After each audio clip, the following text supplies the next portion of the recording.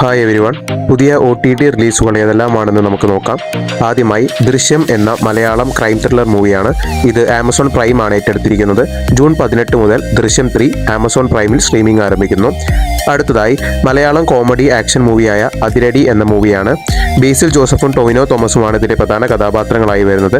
Sony ലൈവാണ് ചിത്രം ഏറ്റെടുത്തിരിക്കുന്നത്. June 19 മുതൽ Athiradi Sony ലൈവിൽ സ്ട്രീമിംഗ് ആരംഭിക്കുന്നു.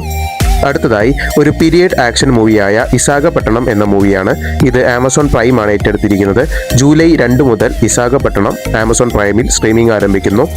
അടുത്തതായി വിലായത്ത് ബുദ്ധ എന്ന മലയാളം മൂവിയാണ്. ഇതിൽ പൃഥ്വിരാജാണ് പ്രധാന കഥാപാത്രമായി വരുന്നത്. ജൂൺ അവസാന വാരം ജിയോ ഹോട്ട്സ്റ്റാറിൽ വിലായത്ത് ബുദ്ധ സ്ട്രീമിംഗ് ആരംഭിക്കുന്നു. അടുത്തതായി പള്ളിച്ചട്ടമ്പി എന്ന പീരിയഡ് ആക്ഷൻ മൂവിയാണ്. ഇത് മനോരമ മാക്സ് ആണ് ഏറ്റെടുത്തിരിക്കുന്നത്. ജൂൺ അവസാന വാരമായി പള്ളിച്ചട്ടമ്പി മനോരമ മാക്സിൽ സ്ട്രീമിംഗ് ആരംഭിക്കുന്നു. അടുത്തതായി മോളിവുഡ് ടൈംസ് എന്ന മലയാളം മൂവിയാണ്. നസ്ലിൻ പ്രധാന കഥാപാത്രമായി വന്ന മൂവിയാണ് മോളിവുഡ് ടൈംസ്. ഇത് സോണി ലൈവ് ആണ് ഏറ്റെടുത്തിരിക്കുന്നത്. അടുത്ത മാസം ആദ്യവാരം അല്ലെങ്കിൽ അടുത്ത മാസം പകുതിയോടുകൂടി ഈ സിനിമ സോണി ലൈവിൽ സ്ട്രീമിംഗ് ആരംഭിക്കുന്നു. അടുത്തതായി അവതാർ ഫയർ ആൻഡ് ആഷ് എന്ന ഹോളിവുഡ് മൂവിയാണ്. ഇത് ജിയോ ഹോട്ട്സ്റ്റാർ ആണ് ഏറ്റെടുത്തിരിക്കുന്നത്. June 24 Avatar Fire and Ash ഹോട്ട്സ്റ്റാറിൽ സ്ട്രീമിംഗ് ആരംഭിക്കുന്നു. അടുത്തതായി ഹൗസ് ഓഫ് ഡ്രാഗൺസ് എന്ന സീരീസ് ആണ്. ഇത് ജിയോ ഹോട്ട്സ്റ്റാർ ആണ് ഏറ്റെടുത്തിരിക്കുന്നത്. ജൂൺ 24 മുതൽ ഹൗസ് ഓഫ് ഡ്രാഗൺസ് എന്ന സീരീസ് ജിയോ ഹോട്ട്സ്റ്റാറിൽ സ്ട്രീമിംഗ് ആരംഭിക്കുന്നു.